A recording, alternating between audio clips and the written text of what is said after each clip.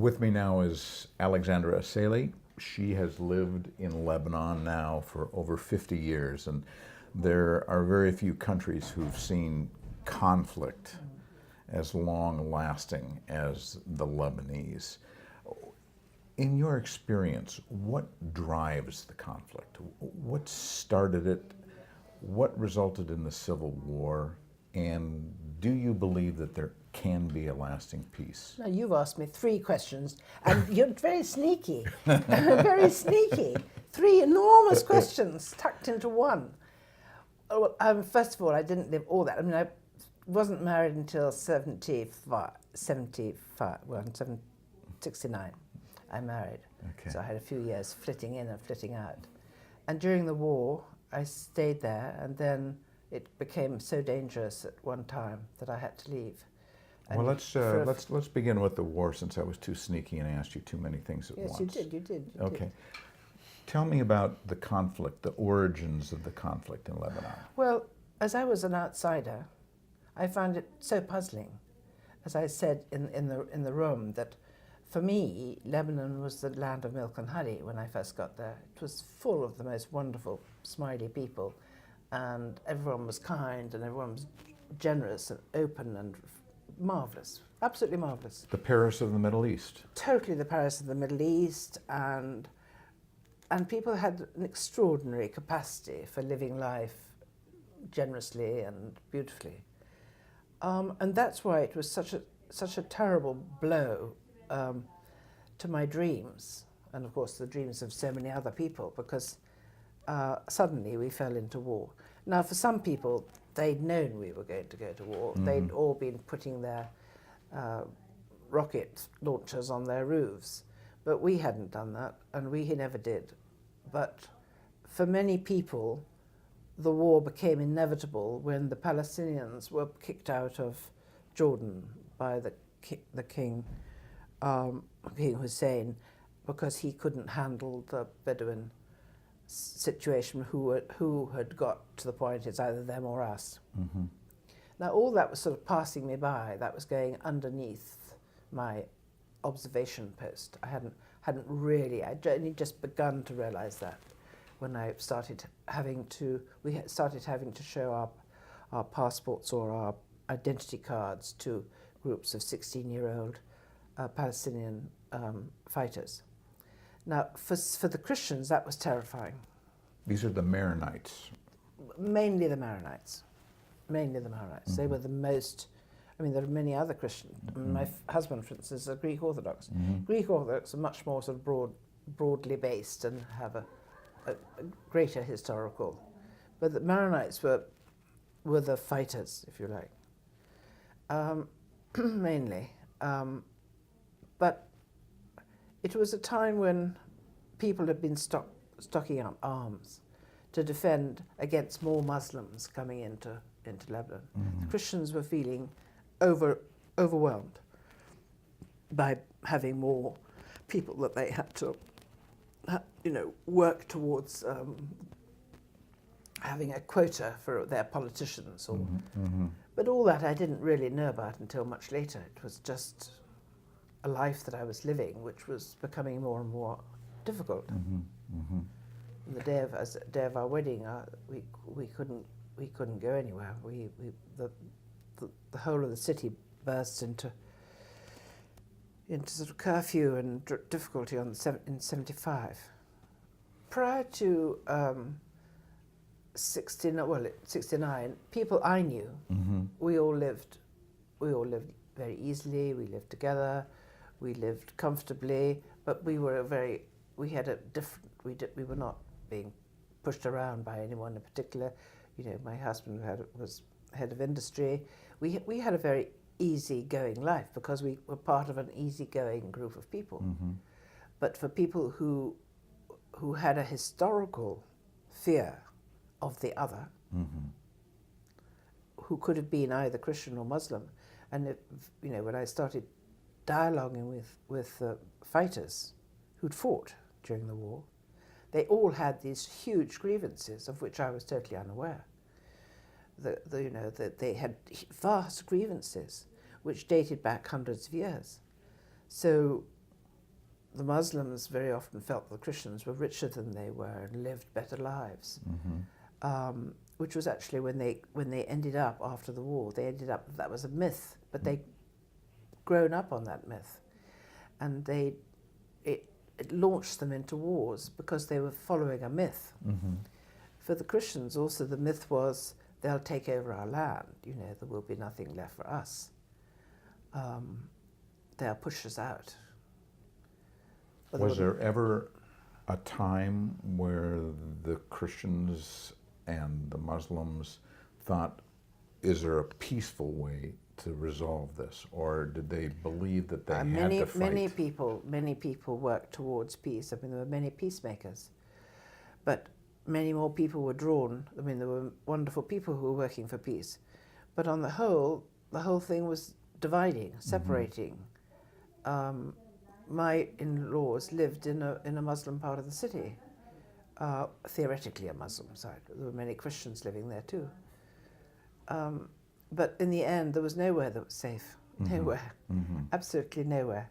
So when I used to run around taking my children like kittens from one house which was safe. So Alexandra, after such a long conflict in Lebanon, are you hopeful that there can be a resolution to it? I'm always hopeful. It's ridiculous not to be hopeful because, resolution takes a lot of courage. And there are people with courage. But we also have to consider what's going on in Syria, which is being torn apart. I mean, for me, it's like a terrible nightmare to watch Syria being torn apart in the way that Lebanon was torn apart. I mean, it's devastating. And then working with the people, the refugees, or being, it's just agony. It's agony. The resolution will not come because it's a world. It's an international war. It's not a local war.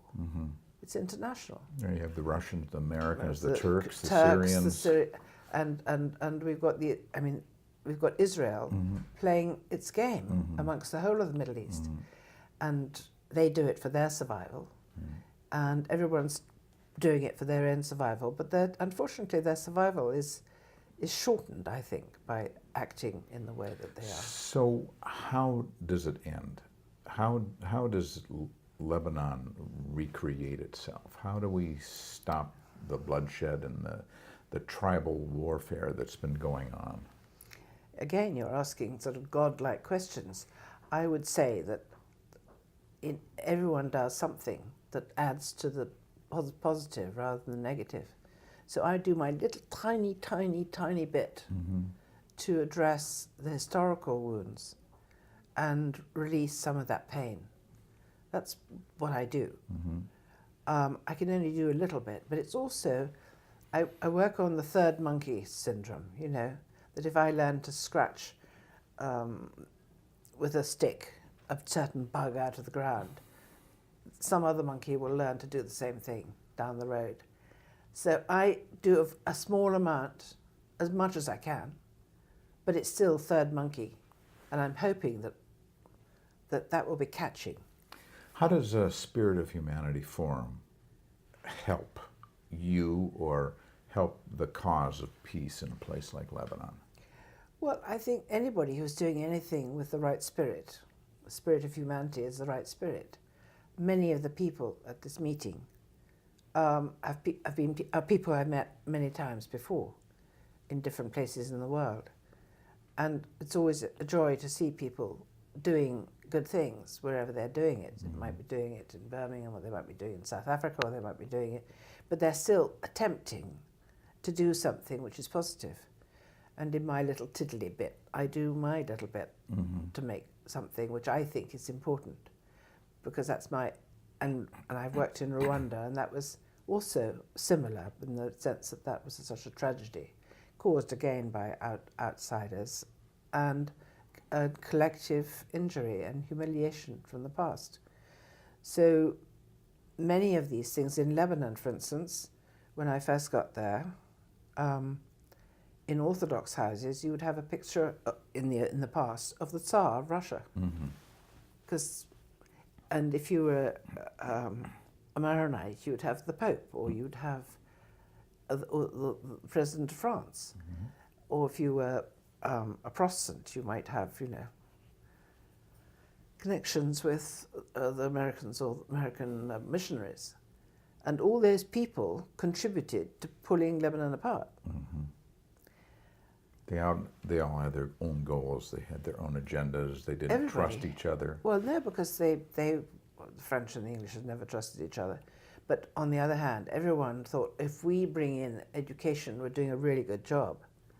But by bringing in education which taught people English, when other people were bringing in education which taught them French, and only becoming a French lawyer rather than only becoming... It was a divisive way of behaving. What about peace? You said you're hopeful. Do you think peace can come to Lebanon? And if it does indeed someday come to Lebanon, what will be the forces that will bring the people together? To be honest, the forces that are bringing people together are commercial. When people are making money, they come together. When people feel they can live or eat, that brings them together. I don't think the outsiders are going to do that for us at all. I don't think they ever have. Everybody on the outside has their interests. Is there peace growing from within? Do you see? I mean, there are signs? wonderful, wonderful people doing wonderful things. Peace grows within each one of us. So I think that's what I'm attempting, is to say that actually it's us, it's the inner peace that will help us. When we feel listened to, when the individual feels that someone's listening to him or her, and he can or she can explain their wounds and be heard. Because a terrorist is really somebody who hasn't been heard, hasn't been listened to. So for 30 years, I wrote the same letter, which I published in the press in England, about bombing terrorists in the south of Lebanon. I wrote the same letter saying you cannot make peace by bombing people. It's impossible. You just create another wave of terrorism. So, and I wrote the same letter. I just changed the politicians, whether it was Clinton, or whether it was... I just claimed the people who were bombing terrorists. Like people are saying we've got to get rid of ISIS, so they're going and killing thousands of other people. So ISIS has come out of a situation where people felt ignored. Hezbollah, who I saw being created in the south of Lebanon, was created by the Israeli invasions of the south of Lebanon. And humiliation. So they were created by events. The spirit of humanity. Yeah. Do you see anything like that flowering, so to speak? It's not my. I really can't speak. I think everybody is working in a way of flowering, and they may be doing it in a different way because we're not all. We don't have everybody here has different history. So they're doing, I think it's a wonderful, wonderful group of people who are doing exceptional work. But they're doing it from their perspective. And they're doing wonderful things, whether it's on gender. Gender's not my thing. I mean, I would love it to be, because I think it's very important. But, my thing is forgiveness of oneself in order to be less of a projecting stuff onto other people. If we can feel at ease with ourselves, then we will more likely feel at ease with the other.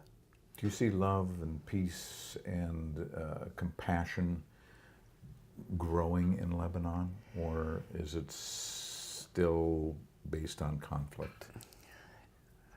No, I think there's a huge amount of love and peace and compassion, but there's also a huge amount of fear. And it's fear that will drive us in the wrong direction. And it's all the people who are adding to that fear. So it's very hard to be vulnerable, very vulnerable, which people are, and not be fearful. On the other hand, people are extraordinary. I mean, there are people pouring themselves into art, into opening another restaurant, into creating a boutique.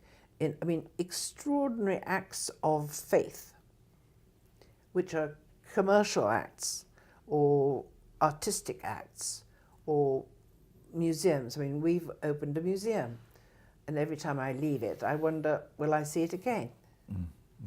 It's a museum of silk. So I often wonder, will I see it? When there was the 2006 invasion, we nearly lost the whole thing. So, we live in a very fragile world, a very fragile world. Are you hopeful? Are you optimistic? Well, as I said before, it's of no value to me to be pessimistic. It's of no value to anybody around me to be pessimistic.